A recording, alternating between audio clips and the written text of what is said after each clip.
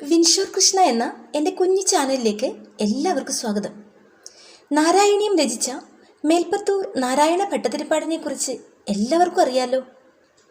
അദ്ദേഹം നാരായണീയം രചിക്കുന്ന സമയത്ത് പല കൃഷ്ണാനുഭവങ്ങളും ഉണ്ടായിട്ടുണ്ട്. അത്തരത്തിലുള്ള ഒരു കൃഷ്ണാനുഭവത്തിൻ്റെ കഥ നമുക്കിന്ന് കേട്ടാലോ. ഭഗവാന്റെ ഭക്തന്മാരെല്ലാവരും ഭഗവാനെ പല രൂപത്തിൽ, പല ഭാവത്തിൽ, പല പേരുകളിലായിട്ടാണ് ആരാധിച്ചിരുന്നത്. ഭഗവാൻ ഏവർക്കും ഭക്തവത്സലനാണ്, യോഗീശ്വരനാണ്, രാധാകാന്തനാണ്, അഖിലാണ്ട കോടി ബ്രഹ്മാണ്ട നാഥനാണ്.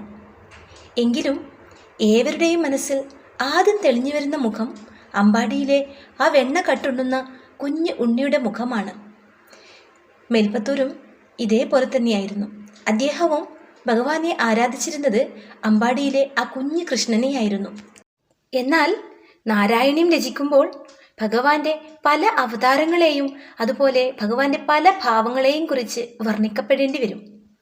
അതിലൊന്നാണല്ലോ നരസിംഹാവതാരം. നരസിംഹമൂർത്തിയായി തൻ്റെ പ്രിയ ഭക്തനായ പ്രഹ്ലാദനെ രക്ഷിക്കാൻ വേണ്ടി ഭൂമിയിൽ അവതരിച്ചപ്പോൾ സകല ബ്രഹ്മാണ്ടങ്ങളും പേടിച്ച് വിറച്ചുപോയി. അത്രയ്ക്ക് ഭീമാകാരമായിരുന്നു ഭഗവാന്റെ ആ രൂപം. അധർമ്മിയായ ഹിരണ്യകശിപുവിൻ്റെ മാറ് പിളർന്ന് കുടൽമാല പുറത്തെടുക്കുന്ന ആ ഭീമാകാരമായ രൂപം, സിംഹത്തിൻ്റെ തല, വലിയ ദംഷ്ട്രകൾ, ആ ഉണ്ട കണ്ണ്, നഖങ്ങൾ, ഇതൊന്നും മനസ്സിൽ തെളിഞ്ഞു കാണാനുള്ള ശക്തി നാരായണ ഭട്ടതിരിപ്പാടിനുണ്ടായിരുന്നില്ല. കണ്ണടച്ചാൽ അദ്ദേഹത്തിൻ്റെ മനസ്സിൽ മുഴുവനും ആ അമ്പാടിയിലെ ഉണ്ണിക്കണ്ണൻ്റെ മുഖമായിരുന്നു. മേൽപ്പത്തൂരെ ശ്ലോകങ്ങളൊക്കെ പറയുമ്പോൾ അത് പകർത്തി എഴുതിയിരുന്നത് അദ്ദേഹത്തിൻ്റെ അനുജനായ മാതൃദത്തനായിരുന്നു. വളരെ ശ്രദ്ധാപൂർവം മേൽപ്പത്തൂരിൽ നിന്നും കിട്ടുന്ന ഓരോ ശ്ലോകവും വളരെ ഭക്തിപൂർവമായിരുന്നു അദ്ദേഹം പകർത്തി എഴുതിയിരുന്നത്. ഓരോ ദിവസവും 10 ശ്ലോകങ്ങൾ വീതമാണ് നാരായണ ഭട്ടതിരിപ്പാട് പറഞ്ഞു കൊടുത്തിട്ടുണ്ടായിരുന്നത്. എന്നാൽ അന്നേ ദിവസം ഏറെ നേരം കണ്ണുകളടച്ചിരിക്കുന്ന നാരായണ ഭട്ടതിരിപ്പാടിനെയാണ് മാതൃദത്തന് കാണാൻ കഴിഞ്ഞത്.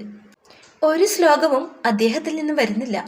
അവസാനം മാതൃദത്തൻ ഇരുന്നിരുന്ന് ഉറങ്ങിപ്പോയി.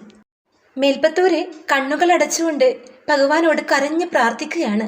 ഭഗവാനെ, അങ്ങയുടെ ആ നരസിംഹ രൂപം വർണ്ണിക്കാൻ കഴിയുമെന്ന് എനിക്ക് തോന്നുന്നില്ല. അങ്ങയുടെ ആ രൂപം എൻ്റെ മനസ്സിൽ തെളിയുന്നില്ലല്ലോ. ഞാൻ എന്താണ് ചെയ്യേണ്ടത്? കണ്ണുകൾ അടച്ചാൽ അങ്ങയുടെ ആ ബാലഗോപാല സ്വരൂപം മാത്രമേ എൻ്റെ മനസ്സിൽ തെളിയുന്നുള്ളൂ. ആ നരസിംഹ രൂപം എൻ്റെ മനസ്സിൽ തെളിഞ്ഞു വരുന്നില്ലല്ലോ ഭഗവാനെ, എന്താ ചെയ്യേ? ഇങ്ങനെയൊക്കെ കരഞ്ഞ് പ്രാർത്ഥിക്കുകയാണ് മേൽപ്പത്തൂര്. മേൽപ്പത്തൂരിൻ്റെ കണ്ണിൽ നിന്നും കണ്ണുനീർ ധാരധാരയായി ഒഴുകുകയാണ്. അദ്ദേഹം കരഞ്ഞുകൊണ്ട് പറയുകയാണ്, എനിക്ക് കഴിയില്ല ഭഗവാനെ, എനിക്ക് കഴിയില്ല. ഭഗവാൻ എത്ര സ്നേഹമയനാണ്, ലീലാപുരുഷോത്തമനാണ്, ഭക്തവത്സലനാണ്.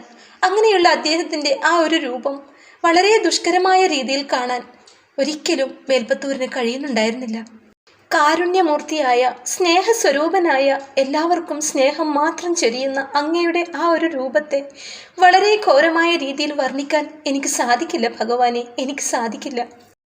തൻ്റെ എഴുത്താണി നിലത്ത് വെച്ച് അശക്തനായി ഭഗവാനെ കണ്ണുകളടച്ച് ധ്യാനിച്ചു കൊണ്ടിരിക്കുകയാണ് മേൽപ്പത്തൂര്.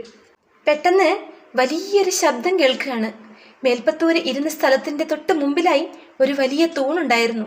ആ തൂണ് 2ആയി പിളർന്ന് അതിൽ നിന്ന് ഘോരമായ ഒരു രൂപം പുറത്തേക്ക് വരികയാണ്. അതെ, നരസിംഹമൂർത്തിയാണ്. മേൽപ്പത്തൂര് എഴുതാൻ ആഗ്രഹിച്ച, വർണ്ണിക്കാൻ ആഗ്രഹിച്ച അതേ രൂപം അതാ തൻ്റെ മുൻപിൽ പ്രത്യക്ഷപ്പെട്ടിരിക്കുന്നു. വലിയ സിംഹത്തിൻ്റെ തല, അതിലും ഭീമാകാരമായ മനുഷ്യ ശരീരം, ആ ദംഷ്ട്രകൾ, ചുവന്നു തുടുത്ത കണ്ണുകൾ, ഗുഹ പോലെയുള്ള ആ ഒരു വായ, അതിൽ നിറയെ ദംഷ്ട്രകൾ, ഇതൊക്കെ തൻ്റെ മുൻപിൽ നേരിട്ട് കാണുകയാണ് മേൽപ്പത്തൂര്. മേൽപ്പത്തൂര് ചാടി എഴുന്നേൽക്കുകയാണ്. അദ്ദേഹത്തിൻ്റെ ശരീരം ഭക്തി കൊണ്ട് വിറയ്ക്കുന്നു.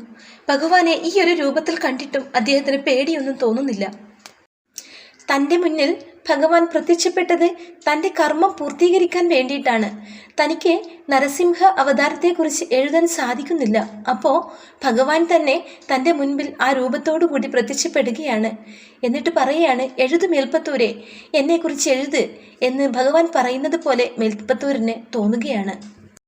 തൻ്റെ മുൻപിൽ നിൽക്കുന്ന ആ രൂപം കണ്ടിട്ട് ചാടി എഴുന്നേറ്റ് സാഷ്ടാംഗം വീഴുകയാണ് മേൽപ്പത്തൂര്.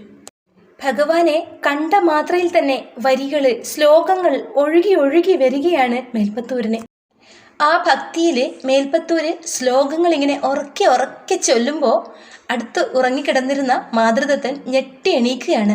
എന്നിട്ട് ചുറ്റും നോക്കുകയാണ്, എന്താണ് ഈ സംഭവിക്കുന്നത്.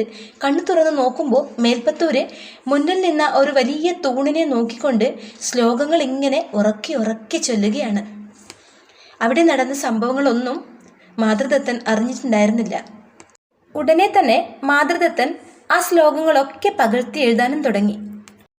അങ്ങനെ യോഗേശ്വരനായ ശ്രീ ഗുരുവായൂരപ്പനായ ഭഗവാൻ ശ്രീകൃഷ്ണനെ മനസ്സിൽ ധ്യാനിച്ചുകൊണ്ട് നാരായണം എഴുതിയ മേൽപ്പത്തൂർ നാരായണ ഭട്ടതിരിപ്പാടിന് ഒരുപാട് കൃഷ്ണാനുഭവങ്ങൾ ഈ രചനയ്ക്കിടയിൽ ഉണ്ടായിട്ടുണ്ട്. അതിലൊരു കഥ മാത്രമാണ് ഇവിടെ പറഞ്ഞിട്ടുള്ളത്. ഒരു ഭക്തന് ഭഗവാനിലേക്ക് എത്തിച്ചേരാൻ വേണ്ടി ഒരുപാട് തടസ്സങ്ങൾ നേരിടേണ്ടി വരും.